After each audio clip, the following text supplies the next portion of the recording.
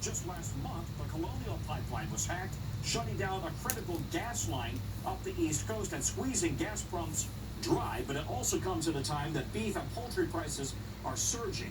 President Biden is meeting with Russian President Vladimir Putin in Geneva in 2 weeks, and cybersecurity will be among the topics for discussion. But experts say it's doubtful that the Kremlin will really crack down on Russian criminal gangs that are targeting not Russian interests, but Western interests, Western companies, and Western governments. I'm Tom Costello in Washington, NBC News. Back to you. This afternoon, a 14-year-old girl's... So I just thought I would share that, let that part of the news play, that part of the news. Basically, we have more so-called Russian hackers hacking our system, hacking our way of life, basically. And they said now it'll affect beef, poultry, and other services that are other goods and services. They said they had to shut down the entire JBS production, but they claim it right now. They're saying, don't worry, it won't affect anything. It won't affect our economy. So right now, at a time when last year they told us that you can expect major inflation, now they're talking of super inflation. And at a time when they say they expect that to happen, our economy was being stabilized during the previous administration, and now, boom, suddenly we're having hacking again. I tell you what the previous administration would have told them. He'd have told them where to go and how to get there. But I'm not going to get into all that.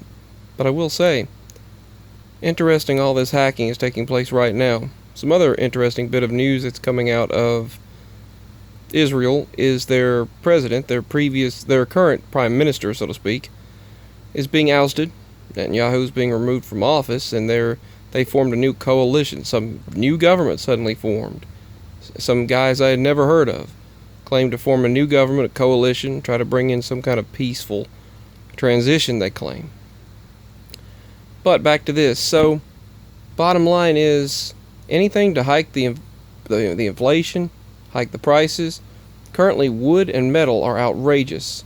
Currently, everything's going outrageous, including fuel prices, gas prices, diesel prices.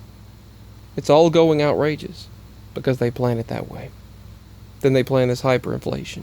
They put money back into the economy. Federal Reserve starts buying out their own. If you look into what's going on, the Federal Reserve buying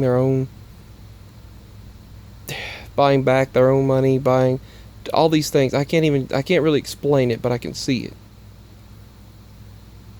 And then just printing out money they don't have, spending money they don't have, bringing us trillions more in debt. Turning us into a debt-based economy,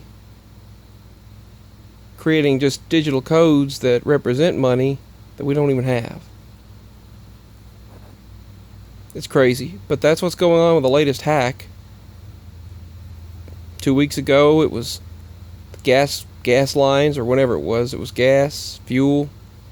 Then it's Microsoft, various other tech companies that run our entire debit systems.